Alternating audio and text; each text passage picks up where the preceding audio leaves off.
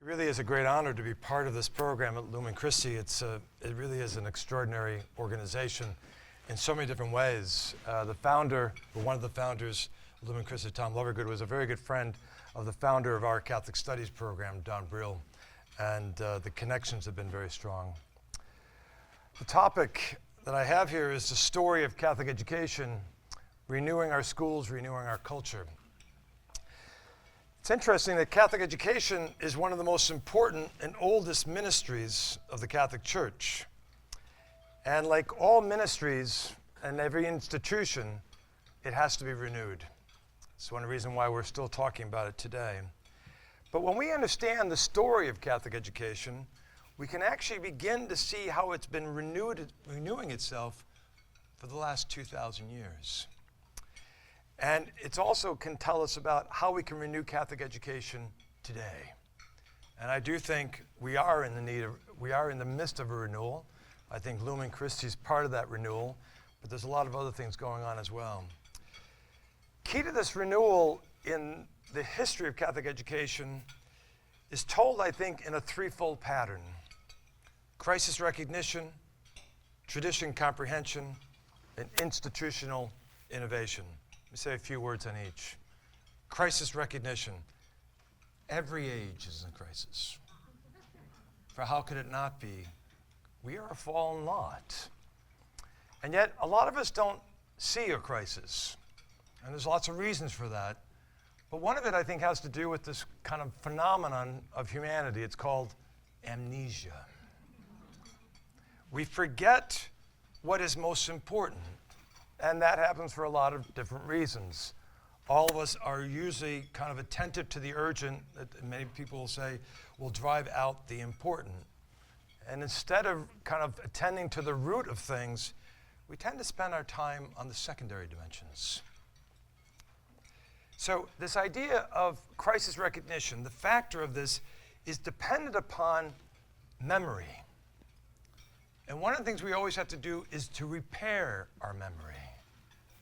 And that's where the second idea of tradition comprehension is so crucial. Let me be very clear. Tradition comprehension does not mean simply repeating the past.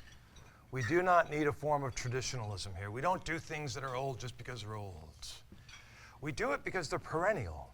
There's something about them that captures the things that need to be done.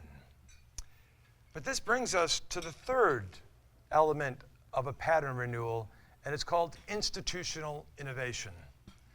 John Henry Newman captures it best when he says, "To live is to change, and to be perfect is to change often." And the reason why we must change is because the times are changing. But we're not to change to become something else. We're to change to remain who we've been created to be. Right? And so these three elements, what I'm going to largely focus on, though, is the tradition comprehension, because I think tradition comprehension serves as the bridge. If we get that tradition right, we begin to understand more clearly what the crisis is. And then we have the possibility to know where the innovation needs to happen. Right? So, tradition comprehension. To comprehend the tradition, we have to recognize we're in a story. And in particular, we have three stories we have to be mindful of. There's a personal story. You and I are part of this story. We are not passive spectators here.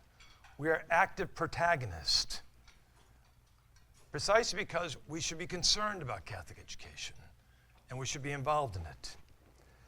But as one of your fellow Chicagoans, by the way, I am a fellow Chicagoan. I didn't tell you this. I'm from the south side of Chicago, blew up in Marquette Park area, and then moved out to Evergreen Park for a couple of years. All my family members are still on the south side. I'm the only one who left, but very proud to be part of Chicago. But your other very famous Chicagoan, Robert Barron, once put it, says, we have to be careful that the personal story doesn't become an ego drama. Right? If it's just about my story, as Bishop Barron says, it becomes a very boring story. And so we are part of a cosmic story. And he got the ego drama from Hans Ernst von Balthasar, who talked about that we are in a theodrama. My story is connected to God's story. And by the way, that's the most controversial part of the Catholic story. That the Catholic educational story is part of God's story. And I'll come back to that at the end of the talk. But this story, and this is the extraordinary thing about Catholicism, it's an institutional story. It's been going on, it didn't start last century. It didn't start when the country founded. It didn't start with Jean-Jacques Rousseau. It started 2,000 years ago. And actually, in many respects, even longer. And here I'd like to kind of really focus in particularly on this 2,000-year-old institutional story. So, this story, I would say the challenge of the story, of the telling the story, or at least let me put it this way, it's my challenge. I have a hard time believing I'm part of this massive story, right? There's something in the ideologies of our day, right? We kind of live and breathe the secularism that has orphaned God and transcendence, right? We have a kind of careerism and a pragmatism that leaves very little room for wonder and mystery. And we are overwhelmed, as Pope Francis talks about, as a technocratic culture that numbs anything that's spiritual. And it just kind of drives all this idea of a nobility of a story out of us. And then, to be quite frank, life just grinds on us. There's just disappointments. Living in institutions is not easy. People often don't recognize and appreciate sometimes who we are. And so the grind of this and the ideologies of it, it disconnects us from this larger reality, and we're just fixated on the present moment. And we lose sight of what we might call a sacramental notion of time. The sacramental notion of time tells us about the deeper realities, about our origins, about where do we come from, about our destiny, where are we going? And how does that origin and destiny inform this moment? Right? It's telling us something about who we are, who we're created for, what we're supposed to be doing. And this kind of moment, this idea of the origins and destiny, right? When we know that, we then know our story, and then we know the role we play. If we don't know that story, we don't know the role we play.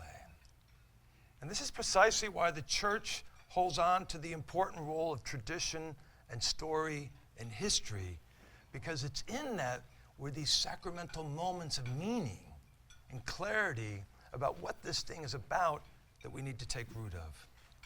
So in this talk, I want to talk about this story, and I want to give a kind of narrative to it. And to give a narrative, you should give a timeline. And so this timeline is general. Let me be very clear. History is very complicated. If we were to go into all the little details, I'd bore the bejabbers out of you, right? But there is a narrative. And I think when you understand this narrative, you see certain things that come about. And I want to talk about 3 moments of this narrative. The first part of it is in the classical area. It's where the foundations are laid. It's where the fundamental convictions of Catholic education get clarified. And it took 1,000 years to do it, right? But it's a very interesting part of the story. Second part of the story is that Catholic education has created educational institutions, and many of them started in the Middle Ages. And I just want to give a highlight about how that happened. And then the third part, which is the more complicated part, is our age, that there's a rupture, and there's some challenges that we need to address. All right? So that's going to be the talk. Make sense? Good. So let's go to chapter 1, first moment. The classical age. The age of integration.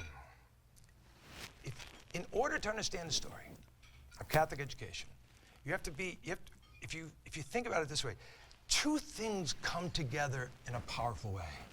2 forces, 2 realities. One way of thinking about this is that there are 2 ways of knowing that come together that get integrated in an extraordinary fashion. And this, I think, is best captured by a very wonderful and powerful author, Benedictine author by the name of Father John Leclerc. And he wrote a fascinating book called The Love of Learning and the Desire for God. Those are the two ways, right? So first, the love of learning. The love of learning and Catholic education is premised on this, comes from the Greeks. They call education paideia. The Romans called it the humanities. It's where we get the whole idea of liberal arts is about. And what the Greeks did for us is they understood that education was about the human person and that there is a universality to this human person, right? Before that, by the way, a lot of education, you know what a lot of education was? It was basically military skills. To do what? Protect the tribe. It's kind of like careerism today. You know, protect your loot. Get educated, make as much money as you can, and there you go. It's a new form of militarism that we have. Right? But what the Greeks understood is, no, paideia is a participation in something bigger called truth, goodness, and beauty. This is why the Greeks started to say philosophy, literature, art, architecture, all these things are really important. Because why? They connect us to reality. They help us to see things that military skills simply can't do.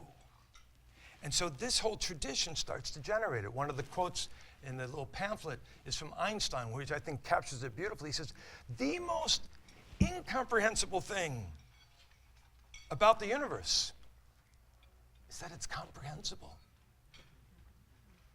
Why is it that this thing in here can actually understand what's out there? That we see patterns, that we can connect. And this is what the Greeks were grasping on. They were always so surprised and so wondrously kind of entertained by the beauty of the universe and its harmony. So this is what the Greeks have given us. But the second way of knowing is a much different way of knowing. And this, of course, comes from Christianity. It's the desire for God that comes out of Christian revelation and Christian faith. And here, the desire of God is not found in an accomplishment, but it's found in a gift. It's not found as something that I grasp at, that I earn, but it's something that's going to be given. It's not achieved, it's received. Right? And what captures this way of looking at things, this way of learning, is found most poetically expressed in the Incarnation. And there we find in the prologue of John, right, that wonderful verse, in the beginning was the Word, and the Word was with God, and the Word was God. This, by the way, icon is in our right outside our chapel in Catholic Studies, St. Thomas, and it was written by a Franciscan friar. It's called Jesus the Teacher, right? That Jesus is the teacher. But to grasp this little phrase, well, I would say to grasp the word logos is really important to Catholic education. So it's very interesting. The word logos has two meanings. The first one is the way we describe it, the word. And what's interesting is that John points out what? He says, in the beginning, going back to Genesis. And what do we see in the beginning? What does God do? God says, and God acts. His word and his actions the same. If only I wish that was true for me, right? But his word and his acts are the same. His words are communicated in his creation. God is revealing something in the things that he's created. He's revealed patterns. He's revealed harmonies. He's revealed something in this. And so it's in this that the word is so important. And Catholic education has always taken the word seriously. You talk about the 7 liberal arts, the 3 liberal arts, what they call the trivium: grammar, logic, rhetoric. How you speak is of such crucial importance. particularly how it, in a sense, connects to what we should be doing. And speech, word, tells us something about reality. And yet, and I'll talk more about this a little bit later, the modern kind of sensibility has put some doubts in that. The one who probably puts it the most is a guy named Friedrich Nietzsche. And he said something fascinating. I'll never forget first reading it. It just caught me by surprise. And he put it this way. He says, I am afraid, he says, we are not rid of God because we still have faith in grammar. Nietzsche didn't believe in God. But he says, in order to get really rid of God, you have to get rid of grammar. Because grammar is telling you there's an order to things. And if you think there's an order to things, then you think there's a God. If you don't think there's an order to things, then you don't think there's a God. Fascinating in terms of its character. But it's why we're so concerned about the word. It's why we should be concerned about the word. But logos, by the way, the word logos certainly means word, but it also means reason. It's where we get the word logic from. And that Christ is the divine reason. And this doesn't fit modernity. Because modernity will often think of faith as simply emotion. In the modern world, right, faith is that reality. For us, faith is one of the theological virtues. Faith is that which reveals the mind of God. It helps us to see things in deeper and broader ways. When I take these glasses off, you are a blur. I couldn't tell you who you were, even if I did know you. But once I put it on, I see clearly. That's what faith should do. What faith does, it helps us to see much clearly that in this physical image is an invisible reality. In this person is not simply, molecules and materiality, but a person who should have dignity. Faith helps us to see in that particular way. And what's interesting about understanding the logos as reason is that the divine reason is often connected to what we call the human logos, or the human logi. Biology, by the way, ology, logos, bios, right? It's the logos of living things. Geology, the logos of the earth, right? And you go on down to all the ologies. And here's the key thing about what happened in an understanding of the Catholic story. That the human logi should be connected to the divine logi. And they should be engaged in each other. By the way, this is why the Catholic Church did not just create Bible schools or seminaries, but it created schools and universities, precisely to have the engagement of the human logi and the divine logos. And so it's in this connection. So much more to be said, but it is the way to think about the foundation that gets laid out in the early church. But let's go to chapter 2, the medieval period. This classical period comes to a gradual end in the 5th century for many reasons. One is there's all sorts of invasions. You have the Huns, the Franks, the Vandals, the Saracens, right, the Visigoths, and they're just pounding away on the West, and particularly pounding the Roman Empire. And then you have all sorts of internal corruptions, the softness. And this is a big problem for all of us. The enemy from without and the enemy from within. There's a historian, Will Durant, who once put it, he says, a great civilization, he said, is not conquered from without until it has destroyed itself from within. Right? And so what's happening particularly in Europe at this time is that the cities start to decline, both from the external invasions and the internal corruptions. And what happens is Roman rule gets devastated and it weakens classical learning.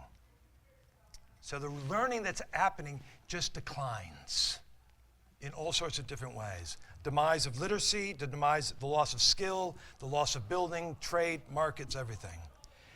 And it's out of this destruction that arises something. Matter of fact, 3 institutions arise: monasteries, cathedral schools, and universities. Let me highlight some points on each of them. First, monasteries. St. Benedict of Nursia is often considered the father of Western monasticism, the co-patron of, and also considered the co-patron of Europe. Because he's considered the co-patron of Europe is because these monasteries get peppered throughout all of Europe. By 1500, there are 37,000 monasteries throughout Europe. And it's in these monasteries where some of the most learned people are located. In fact, Paul VI put it this way. He said, it was principally Benedict and his sons with the cross, the book, and the plow that transformed Europe, right? The monasteries were hugely important to education in Europe in this time of devastation, what often sometimes people would call the Dark Ages, but one has to be careful of that term. And then the second institution that starts to appear are cathedral schools. Because as the urban centers were devastated by the invasions, they eventually start to get repaired by the church. And the church creates cathedrals. This is the Cathedral of Chartres, one of the greatest cathedrals of Europe. Notre Dame, Cologne, Westminster, Toledo, Siena, Vienna. All these cathedrals start popping up. And here's the thing. Connected to these cathedrals are schools. In fact, some of the oldest schools in Europe are cathedral schools. Some still existing. Probably the oldest schools in the world still existing. Much to be said about that. But it was out of these cathedral schools, particularly in the 11th and 12th century, that the universities start to appear. And first university is in Bologna in Italy in 1088, then Paris. After Paris, Oxford, Cambridge, Siena, Salamanca, Sapienza in Rome. All these universities start peppering up, and they're all Catholic universities. Matter of fact, John Paul II wrote an apostolic letter in 1990 called Ex Corde Ecclesia, out of the heart of the church, out of the cathedrals, came universities. And the universities had 2 principles that are really still important today. One is the university principle. It's the education of the mind. What happens in the classroom, the lab, the library, to enlarge the mind, to connect it to all sorts of different disciplines. And the second principle is what they call the collegiate principle. It's the formation of the heart, the soul. Right? Let me highlight points on each of these 2 principles because it's so crucial to how we understand the institutions that we have. This is very interesting. This is actually one of the first depictions of a classroom, actually of the University of Bologna, first university. By the way, notice a few things. Some things just never change. There's always somebody sleeping in the class. There's always 2 kids yucking it up in the back row. There's that kid in the front row that's just beaming at the teacher, right? And then you got the professor with the beard, you know? I mean, but by the way, this is literally one of the first depictions of a university classroom. I mean, you can't make this up, right?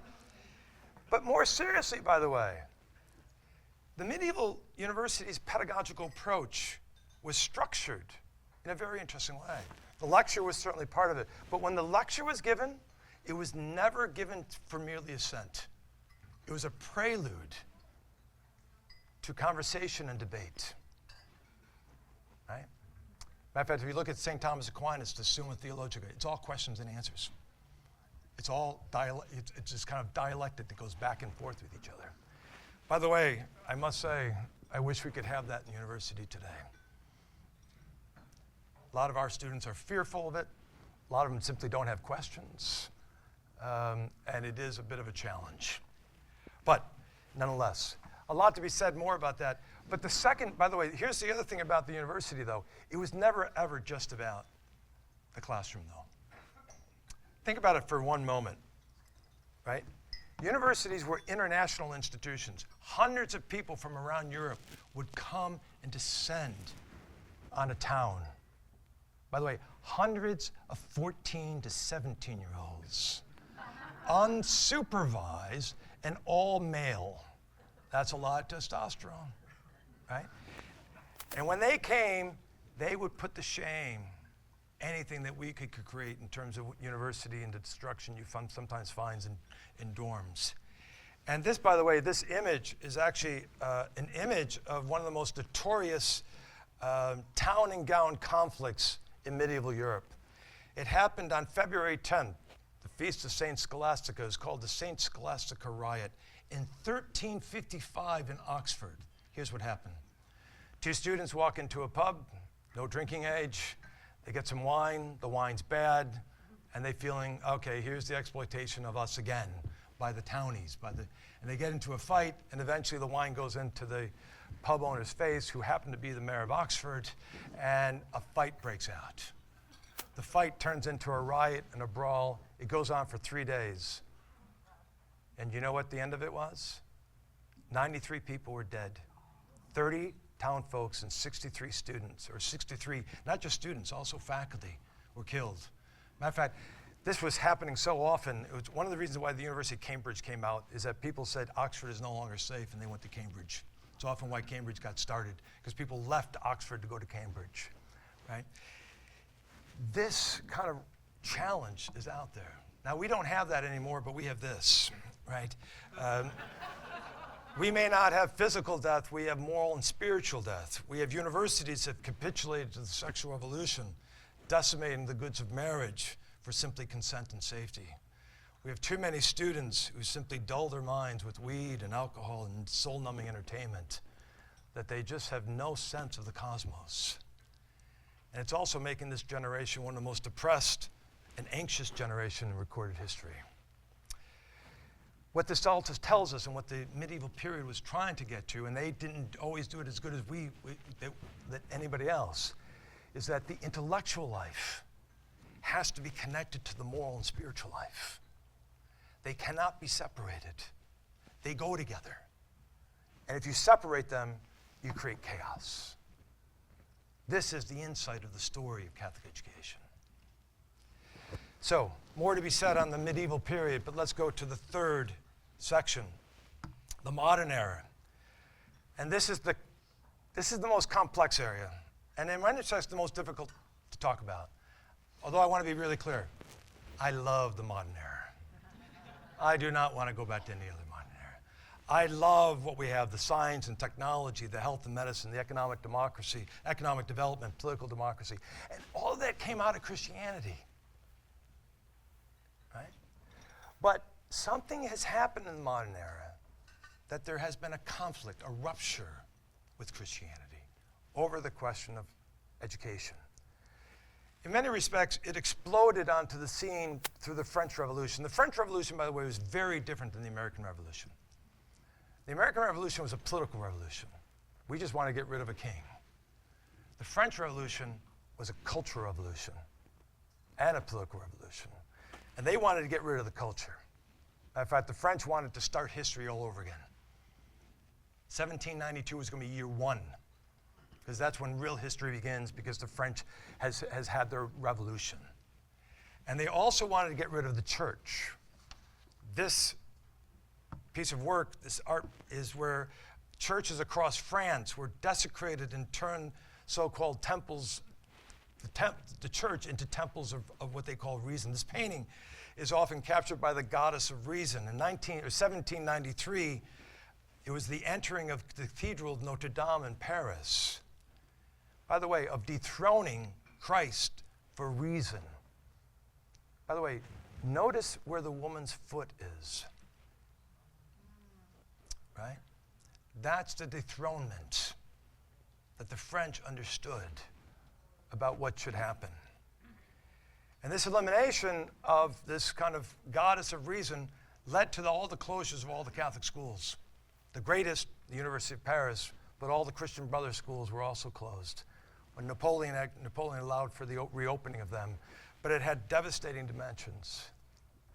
Now, what happens, or what is beginning to happen in the modern era, is that there are certain principles that are starting to get manifested in education. And I just want to highlight two of them, two modern principles. The first principle that we see in education is the principle of reason alone over faith and reason. In Catholic education, the relationship of faith and reason brings us to the deepest elements of wisdom, right? And yet, the increasing assumption in modern education is that reason has nothing to do with faith. Actually, faith is anti-reason. It's anti-logos, which is kind of an interesting irony of it. Because the modern people, us, to be quite frank, sometimes in our culture, we don't think we're fallen. We think we're okay, right? We don't really need God. All we need, by the way, is just better science, better data, better technology. And if we can have that, well, our problems will be okay, right? This is the thing that starts happening in the modern age. And reason gets to be understood in two ways. Reason is simply that which is scientifically verifiable, or it's simply instrumental useful. Everything else is just kind of opinion. And that's how reason starts to get understood. Let me give you an example of this with what we call university seals. You know what a seal is in a university? It's kind of the stamp. And this is the seal of Harvard. And the seal is a kind of certifies the authenticity of it. And Harvard, by the way, is the oldest university in the U.S. It was founded, by the way, by the Christian Congregationalist. University of Chicago, as you know, was founded as Baptist. Duke University, Methodist. Princeton was Presbyterian, right? These were all Christian institutions. At Harvard, by the way, this early seal, look at the middle, veritas, truth. But then what surrounds veritas in the seal? Christo Ecclesia. Harvard understood the relationship of faith and reason. It had that in its origins of where it was. But today's Harvard seal is simply this, veritas. Very interesting, by the way, Harvard has not been doing too well in the news these days. But there's been actually a kind of generation of its own faculty who have been somewhat critical. There's a long time, he was the dean of the Harvard College, Harry Lewis, and he wrote a book called Education Without a Soul, How a Great University Forgot Education. There's a fascinating Harvard business professor by the name of Rakesh Khurana, and he wrote a book called From Higher Aims to Hired Hands. Something has gotten lost by understanding reason simply for its utility value. And so this, I think, is an interesting element, and it's kind of playing itself out in all sorts of different ways. But the second principle, I think, is also intriguing. It's the principle of the primacy of action over contemplation. I think there are very few of us who escape this one. Let me give you an example of this from history. One of my favorite books, by the way, is by Joseph Pieper, called Leisure, the Basis of Culture. And he articulates this idea of this primacy of action over contemplation. Now think about it for a second. Pieper writes this book in 1947 in Germany. Academic philosopher. What do you know about Germany, 1947? Germany has been devastated. The Allies on one side, the Soviets on the other, and we obliterated. We carpet bombed it. We just eliminated Germany. And the philosopher comes out after war and says, you know, I want to talk about leisure. Can we talk about leisure, right? I mean, you can only imagine, right? Here's one more academic stuck in the proverbial ivory tower who just simply is totally clueless to reality. And Pieper knew people would think that. And this is what he writes in the first page of the book. He says, to rebuild our house, our country, our institutions at this time implies not only securing survival, but also putting in order again our entire moral and intellectual heritage. And before any detailed plan along these lines can succeed, our new beginning, our refoundation, calls immediately for a defense of leisure. Why would he say a defense of leisure? You mean we're supposed to do more golf and watching more TV? No. You know how Pieper defines leisure? Leisure is the attitude of the mind, the condition of the soul, to what? To receive the reality of the world. I don't make up reality. The big thing in academy we all talk about, where everything's socially constructed reality. Reality needs to be received, not constructed. And Pieper understood this. Because Pieper understood that if we think that we're just going to construct our lives, it ain't going to end well. Like Germany. What's over the gates of concentration camps? Auschwitz, Dachau. Arbeit macht frei. Work will set you free. And the Germans didn't do that as irony. They actually believed it. And what Pieper understood is that work will not set you free. Work will enslave you by itself into an ideology, whether that ideology is Nazism, communism, capitalism, or pragmatism. He was recognizing something. And this is why he says the liberal arts is so important to education. And it's also why we have to be mindful that right now we're dealing with some interesting problems in education. One of the things that has influenced education, certainly for the last 100 years, is what we call pragmatism. And pragmatism, I think, has some real problems because it's the ism of the pragmatic. Let's be clear, pragmatic's really important.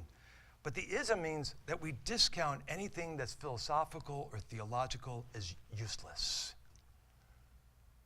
And then we just focus on what is useful. Benedict XVI put it this way. He says, the pragmatist views reality essentially from a functional point of view. He no longer approaches the world from the viewpoint of contemplation and wonder, but as one who measures, weighs, and acts. The danger of education right now is that we're turning it into a form of careerism. We have been ruled by the tyranny of the matrix, and we only teach our students to be instrumental in their rationality.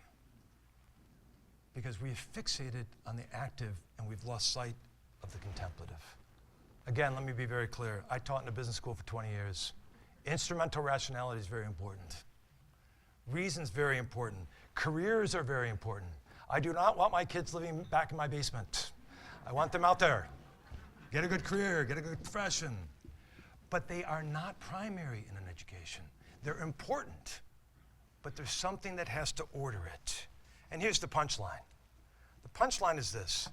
The renewal of Catholic education is in the renewal of the order of things. How do we order things?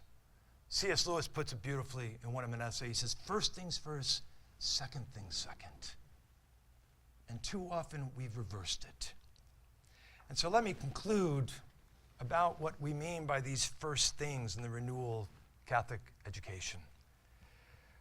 This story, this narrative, this history, this tradition is not going to immediately give us the practical institutional innovations we need to do tomorrow. The story of Catholic education and what I've been calling tradition comprehension, if it's to have its effect, it has to seep into us like any good story. We've heard many stories, and it sometimes takes multiple times for it to be told to us. And a good story, if it's told well, will, in a sense, grab our imagination, change our paradigm, and actually surprise us. Because a lot of times, we are no longer surprised. And that should often tell us something. And this is, I think, what the story does.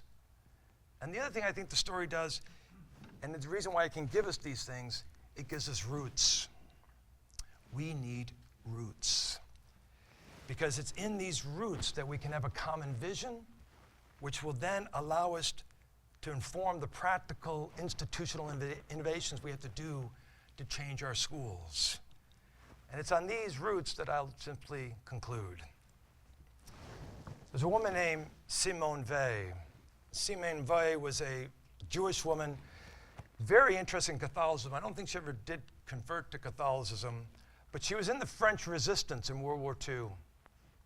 And the head of the French resistance asked Simone Weil to basically write up a white paper about what they were going to do to rebuild culture in France once the Germans were defeated. And she did. And the title of that essay, which became eventually a book, was called The Need for Roots. And here's what Simone Weil says. She says, having roots is perhaps the most important and least recognized need of the human soul. She says, one of the great challenges of modernity is that we're uprooted. Instead of having roots, we're simply about a bunch of cut flowers. Things that look and smell good, but by the way, are in the process of dying. And to be quite frank, a lot of education is really prone to cut flowers. Matter of fact, we're going through this whole thing with DEI right now. We can hardly, it was the only thing we said 2 years ago, and now we're hardly even saying it, right? So we simply adopt the next new thing, the next trend, the next acronym, the next cliche, but we never get to the deepest roots of it. And here what I would say is the deepest roots. If you want to put education in a kind of a package, education is about passing on the best of the culture. We are not about mediocrity. We are to pass on the best science, the best math, the best stories, the best philosophy, the best theology. That's why Catholic education is often considered excellent, because it's interested in that. But then what we have to do is we have to draw out what is best in the student. Right? This is why education is never just simply informational. It's always transformational. And when we can do that, we can prepare our young people to encounter the world as the world is, not how they want to construct it. And I have to say, most of the programs that are out there in education are simply not doing that. But there is a lot of renewal going on. Because without roots, we are merely fodder for the fad makers. And if all we have is cut flowers, we will marry the spirit of this age, and we will be widowers in the next. The story of Catholic education can protect us from being mere children of our age. It's a story that gives us confidence about who we are, to know what to sacrifice for, what to preserve, what to fight for, to give us the prudential judgments to map out where we need to go, because we have to go somewhere. But it's a story that helps us become clearer about what crisis we are in and what institutional innovations we need to make going forward. So thank you for your time.